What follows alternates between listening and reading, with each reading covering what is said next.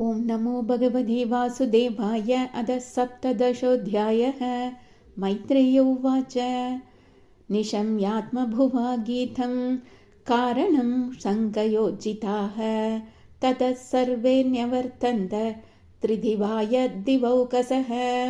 दिदिस्तु बर्धुरादेशात् अपत्यपरिशङ्किनी।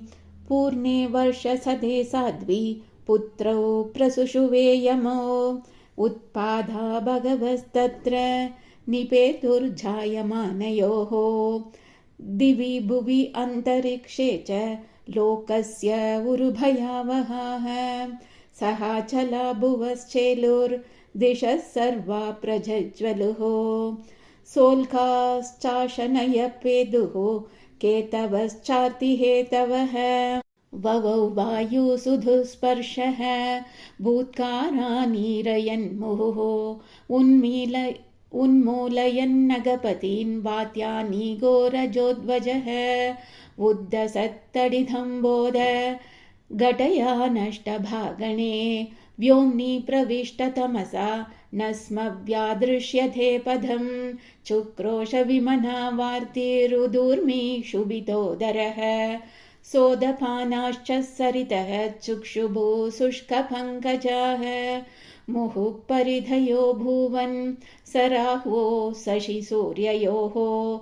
निर्घादारतनिर्ह्रादा विवरेभ्यः प्रजज्ञिरे। अन्तर्ग्रामेषु मुखतो वमन्त्यो वह्निमुल्बणम्।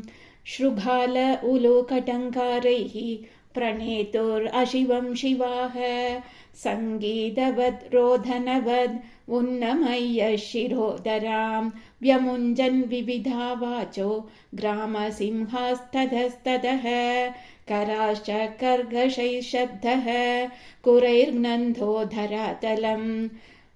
कार्काररभसा मत्ताः पर्यधावन्वरुतसः। रुदन्तो रासभद्रस्ता नीडादुदपतन् खगाः। घोषेरण्ये च पशवः शकृन्मूत्रम् अकुर्वथ।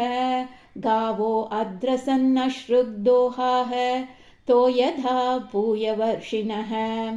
व्यरुदन् देवलिङ्गानि द्रुमापेतुर्विनानिलं। ग्रहान् पुण्यतमा मन्ये भगाणां चाभिदीपिताः। अधिचेरुर्वक्रगत्या युयुधुश्च परस्परं। दृष्ट्वानन्यान् च महोत्पादान् अदत्तत्वविधः प्रजाः। ब्रह्मपुत्रान् ऋते भीता मेनिरे विश्वसम्प्लवम्। तौ आदिदैत्यौ सहसा व्यज्यमानात्मपौरुषौ। वौर्धादे अश्मसारेण कायेनाद्रिपति इव। दिवि स्पृशौ हेमकिरीटकोटिभिर्निरुद्धकाष्ठौ स्फुरधङ्गधाभुजौ। गां कम्पयन्तौ चरणै पदे पदे कट्या सुखांस्यार्गम् अधीत्यतस्ततुः। प्रजापतिर्नाम तयोरकार्षीत् यः प्राक् स्वदेहात् यमयोरजायत। तं वै हिरण्यकशिपुं विदुः प्रजा यं तं हिरण्याक्षमसूतसाग्रतः। चक्रे हिरण्यकशिपुर्दोर्भ्यां ब्रह्मवरेण च। वशे सबालान् लोकान् त्रीन् अकुतो मृत्युरुद्धतः। हिरण्याक्षो अनुजस्तस्य प्रीतिकृतन्वहं। गतापाणिर्दिवं यातो युयुत्सुर्मृगयन् रणम्। तं वीक्ष्य दुस्सहजवं रणत्काञ्चननूपुरं। वैजयन्त्याश्रजाजुष्टम् अंसन्यस्तमहागतं। मनोवीर्यवरोत्सिक्तम् अश्रुण्यम् अकुतो भयं। भीतानिलिल्यरे देवाः तार्क्ष्यत्रस्ता इवाहयः। स वै तिरोहितान् दृष्ट्वा महसा स्वेन दैत्यराट्। सेन्द्रान् देवगणान् क्षिपान् अपश्यन् व्यनदद्भृशं। ततो निवृत्तः क्रीडिष्यन् गम्भीरं भीमनिस्वनं। विजघाहे महासत्त्वो वार्तिं मत्त इव द्विपः।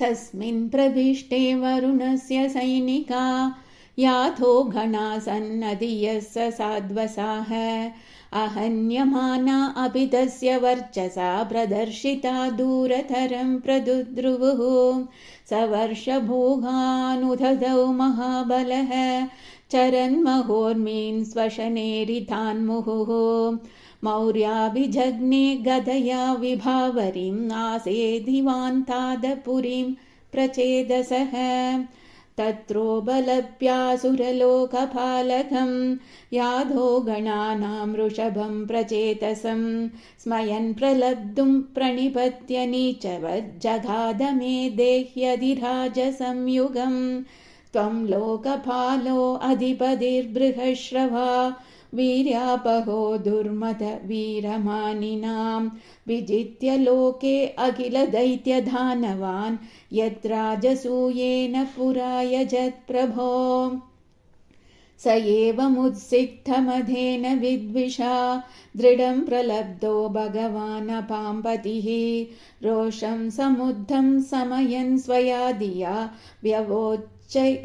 व्यवोचधङ्गोपशमं गता वयम् पश्यामि नान्यं पुरुषात् पुराधनात् यसंयुगे त्वां रणमार्गकोविदम् आराधयिष्यति असुरर्षभेहितं मनस्विनोऽयं गृणते भवादृशाः तं वीरमारादभिपद्य विस्मयः शयिष्यसे वीरशये स्वभिर्वृतः यस्त्वद्विधानामसतां प्रशान्तये रूपाणि धत्ते सदनुग्रहेच्छया श्रीहरये नमः श्रीहरये नमः श्रीहरये नमः।